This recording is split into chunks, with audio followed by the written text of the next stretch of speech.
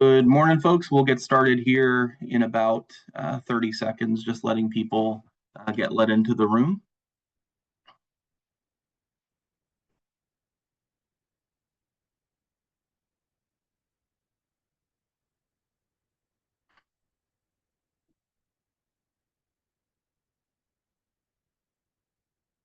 All right, well, good morning, everyone. Thank you for joining us here for the review of our Wisconsin School Scorecard webinar. This is our new school scorecard for the 2024-25 school year with the most updated data that the DPI has. And yeah, so we'll go ahead and get started. I'm going to switch over to the slides here. So just a little bit about Will on the next slide, and Eric's going to have to do the slide movement for me, so we'll see how that goes. But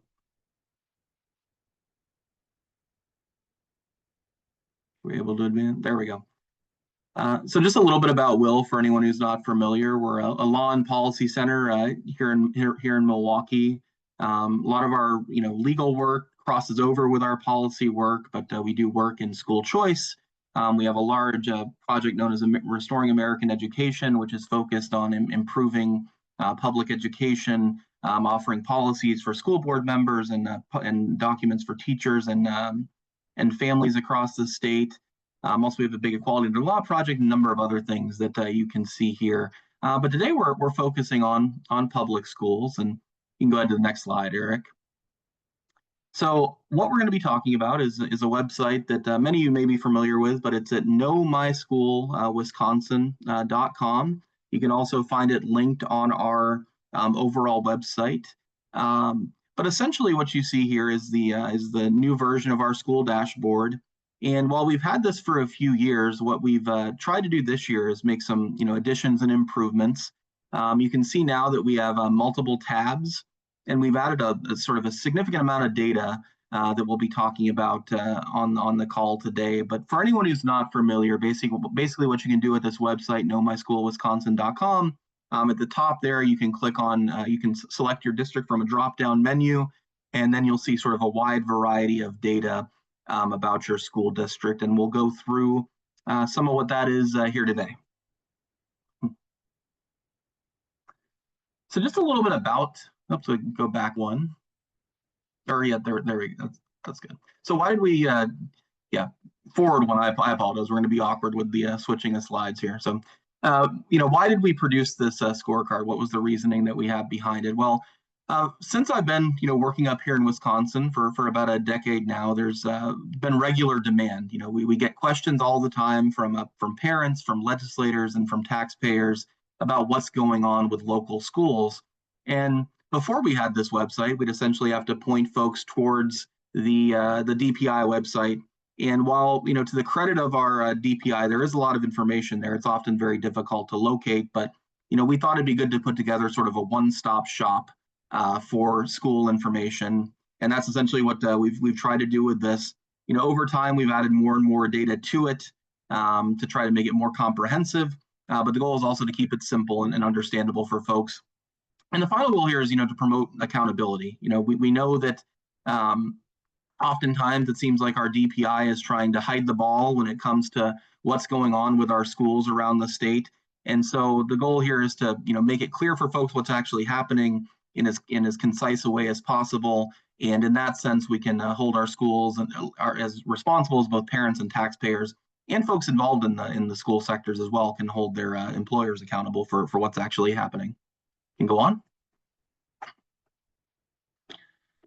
So a little bit about the data. I think it's important to note that, as I mentioned on the earlier slide, DPI does put out a decent amount of information about our schools in Wisconsin, and that's to their credit. We've talked to folks in other states about whether they can replicate this, and what we found is that a lot of states don't have as much data available. But the problem is, as I mentioned before, there is some of it's available on the WISE-Dash website, which you can see a screenshot of on the right-hand side of the screen. But there are a lot of tabs there. It's often challenging to find what you're looking for. And then if you want the data for district comparisons or in a different format, it's often buried in spreadsheets or PDFs or other files that are difficult to locate. So Again, our goal is to aggregate as much of that as we can into a one-stop shop, but we do need to give, at least for once, it's the only time you'll ever hear this from me, a tip of the cap to DPI for making all that data available. And it's also important to note with that this isn't anything that Will the organization has sort of changed. This is data that comes straight from the horse's mouth, as it were. Can move on. So again, this data is as up to date as it can be, but it's not always up to date from the same point. Most of the data that's in the scorecard now is from the 2023-24 school year, but some of the data is older. So for instance, folks always ask about the up-to-date revenue data. The revenue data that's most recently on DPI's website right now is from the 22-23 school year. And again, as I mentioned before, all this data is from DPI, not something that we've changed or messed with. So you can always go back to the original source to locate the points and maintain credibility by not having to cite Wisconsin Supreme Law and Liberty with your liberal friends. Moving on. So just sort of getting into some of the highlights, and I think one of the key additions this year is we recognize that obviously over the last few years we've had a significant amount of inflation, and just like it affects our own pocketbooks, it affects our public school districts as well. So we did add at the top of our score sheet for revenue a adjustment for inflation, and now you can adjust the funding levels for every district for inflation.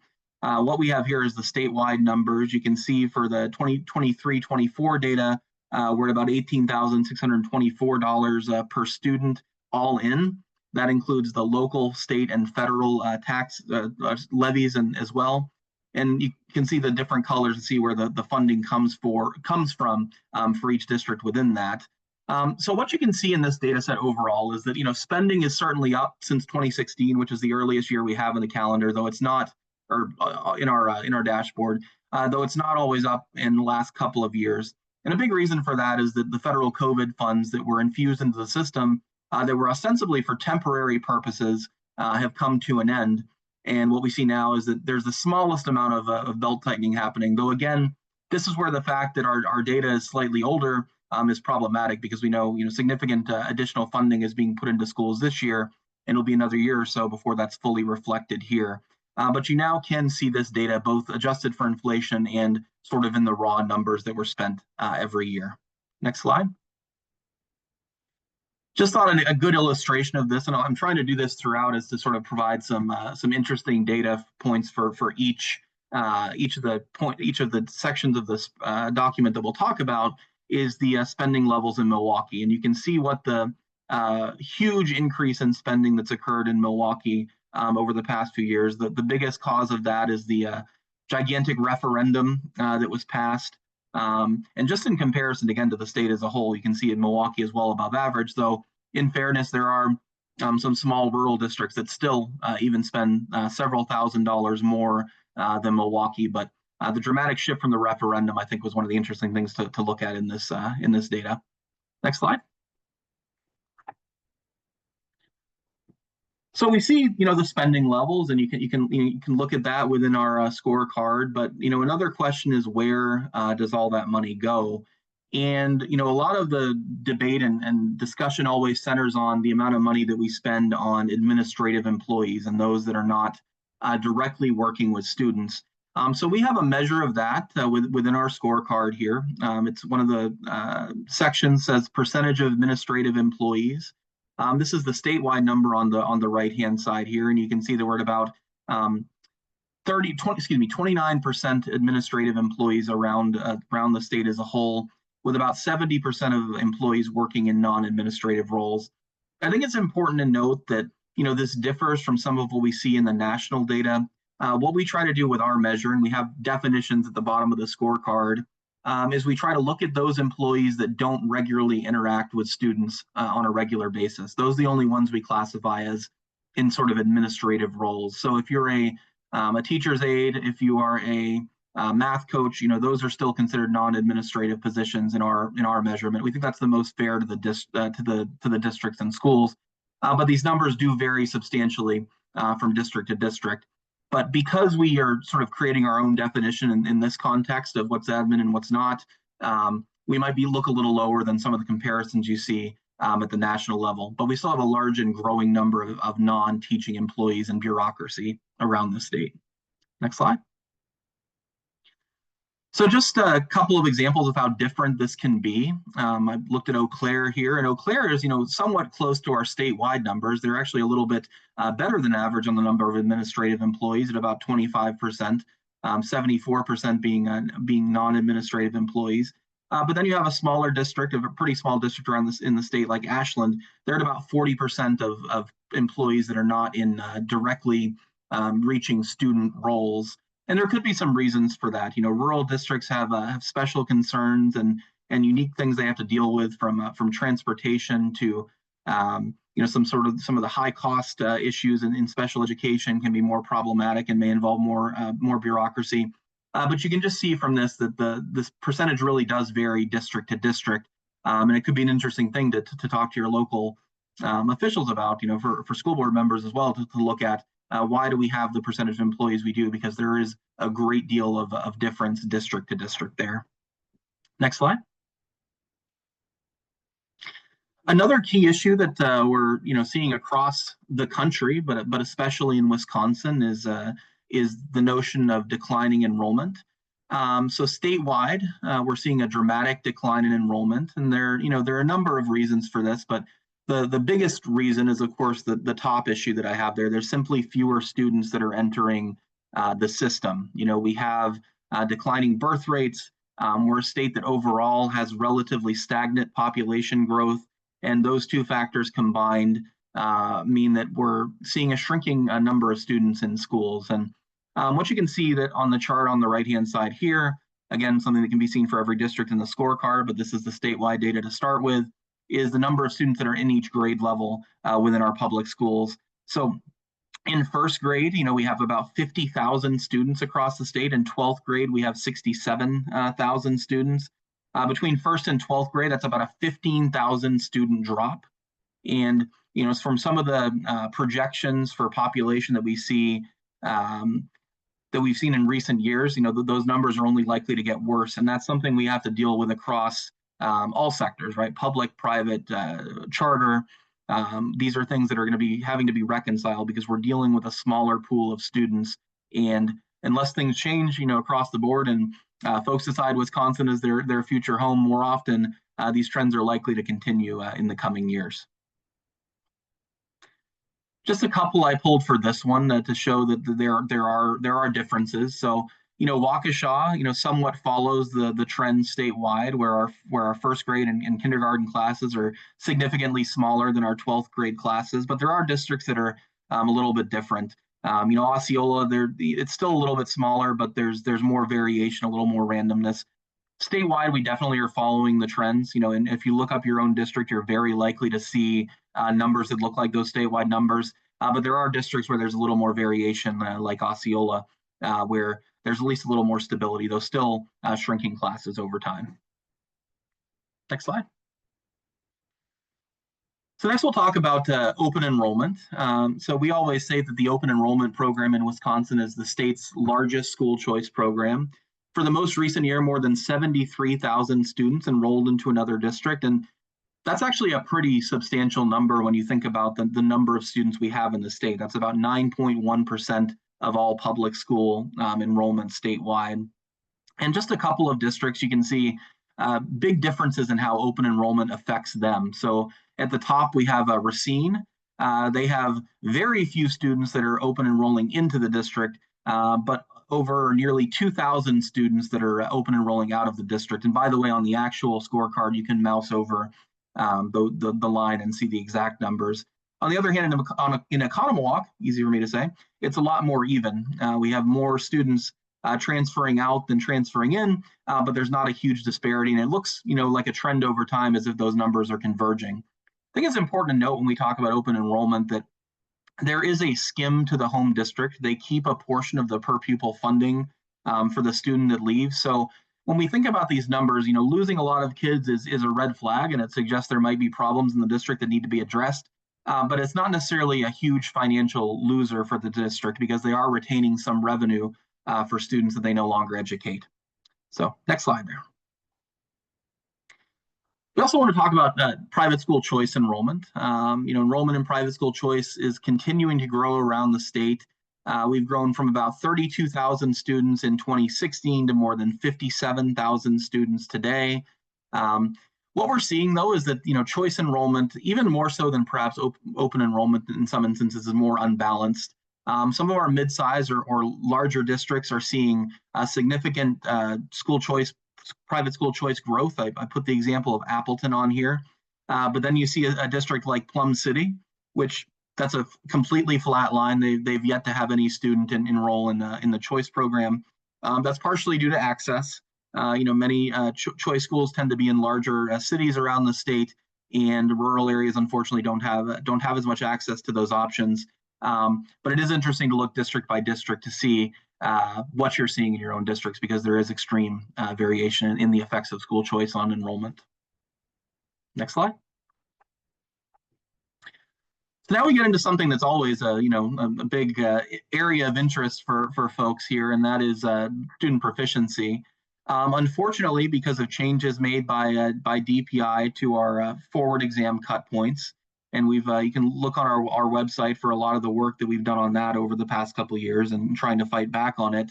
Unfortunately, student proficiency is no longer comparable to past years. So again, last year proficiency levels were lowered, and you can see on our chart on the left-hand side of the screen statewide here, there's a big bump in proficiency following the 2022 school year on our next year's 23-24 forward exams. Ordinarily, that'd be a great sign, right? Wow, things must be going well in our public education sector that we're seeing this huge bump. But the bump is almost purely due across the state to changes to the report card.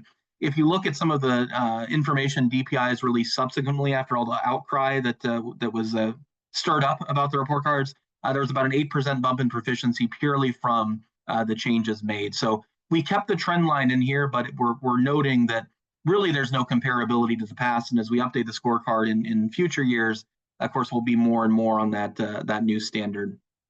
Next slide.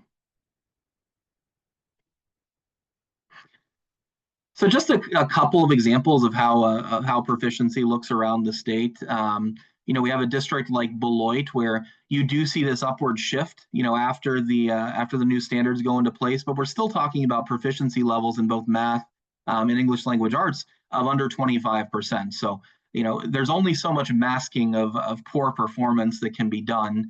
And on the other hand, you see a district like Menominee Falls, one of our higher performing districts around the state.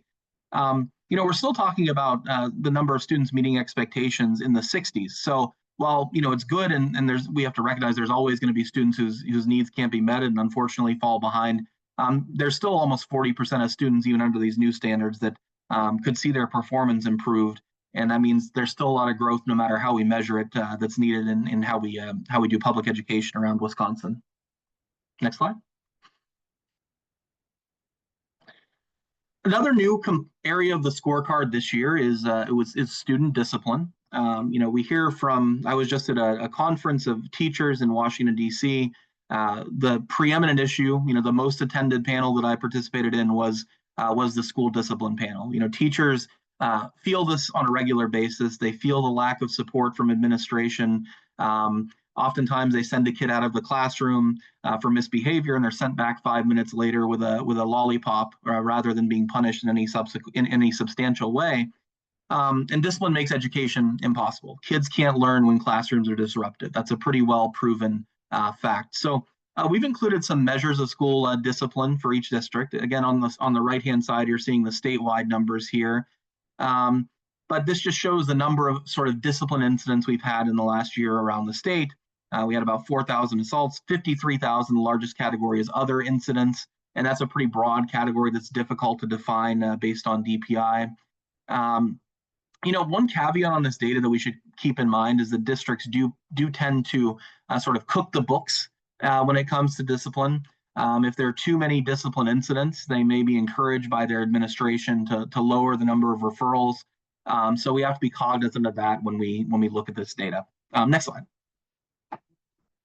So you guys get a preview of this for a second, but this is something that's not in the scorecard, but I thought would be an interesting thing to add to this presentation. We'll probably next year with this discipline data try to turn it into something per capita, because obviously there are more incidents in our larger districts than our smaller ones. But this is looking at the number of incidents total per capita. You can see the most incidents overall were in Racine, then Beloit, then Milwaukee, perhaps places you'd expect. But then there are a lot of per capita incidents down there in some smaller districts like Sturgeon Bay and Gresham and Merrill. So not necessarily always the districts you'd expect near the top, and we'll look at ways to put a per capita metric in there next year. But for now, when you look at that data, just sort of think about the overall size of your district when looking at the count of the incidents. Next slide. So just wanted to mention that we've also added some new visuals to our presentations this year. We're looking at chronic absenteeism here, and this is on one of the tabs of the scorecard, and you can kind of get a picture of where the problems are throughout the state. To some extent they look relatively scattered, right? There's not necessarily a huge pattern, but it does give sort of a visual of how we're doing and where the problem areas lie.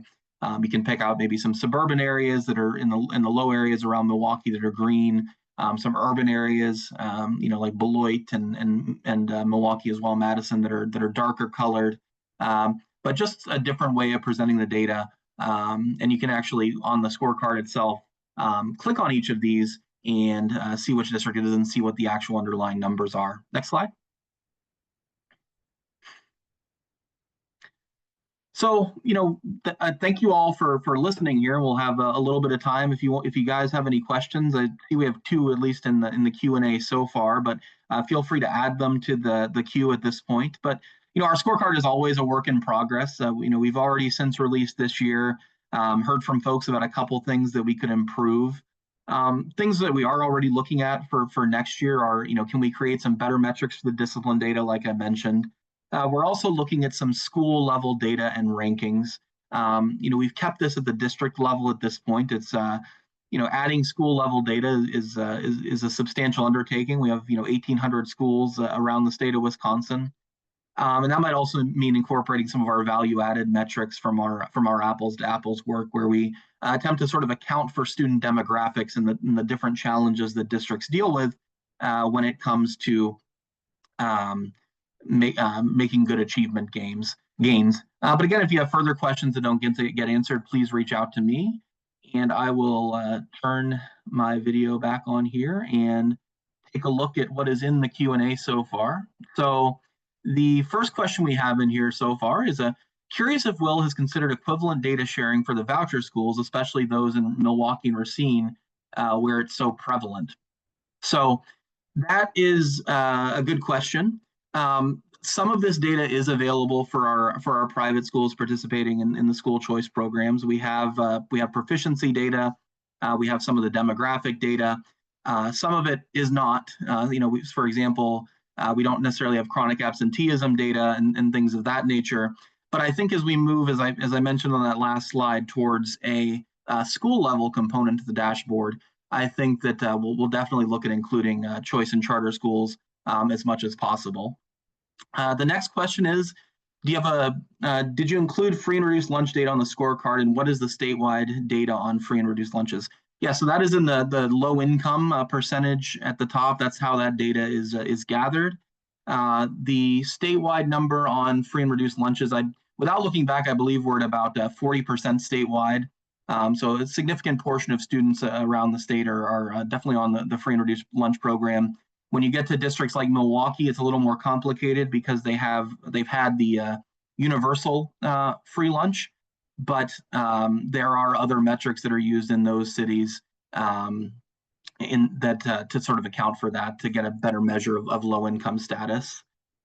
Let's see. Next question I see here from Jackie. Jackie is what we just answered, but from Mary. Is there proficiency data broken down by subgroup like race, gender, and SES status? No, we do not have that in the dashboard currently, though again, that's a great suggestion and something that we should add in the future. For that one particular thing, I will say that the WISE Dash system does provide a breakdown in that way. And I can happy to help you find that data if you're unable to, but that is one thing that we should think about adding in the future. So what are some examples of other disciplinary incidents? These can be things that don't rise to the level of an assault, but they could be, students pushing each other in class and things like that. They could be just generally disruptive behavior. It's a very broad definition from DPI, but those are a couple examples of some of the things that we have in there. For Michelle, do you have administrative data for all 1,800 school districts? Where can I find comprehensive definition of administrative? I jumped on the presentation so late that I might have missed that info. No worries. So we do have the definition of how we define administrative on the bottom of the spreadsheet, or on the bottom of the scorecard. Basically, what we try to do is go category by category through what DPI lists as positions, and then say, do they directly interact with students? And we define the other ones that don't as administrative. And as I mentioned in the presentation, it might be a bit lower than some other metrics because of that.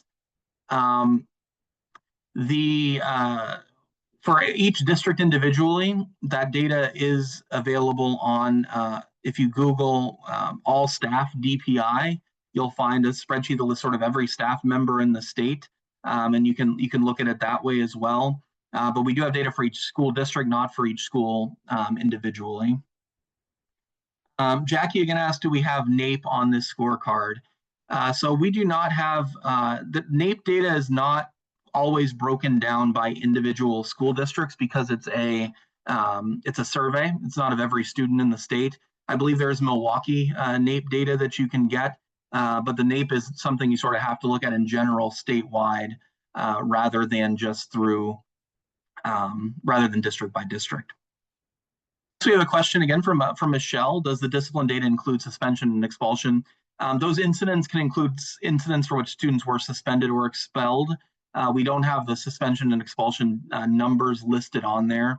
The reason for that is, again, because we've been cognizant of school districts that are sort of gaming the system there. There's been a big incentives both at the federal level and at the state level in some instances, and at the local level, to reduce suspension. So there can be incidents where no suspension or expulsion results, and we want to make sure we capture those, though there is some use in that data as well.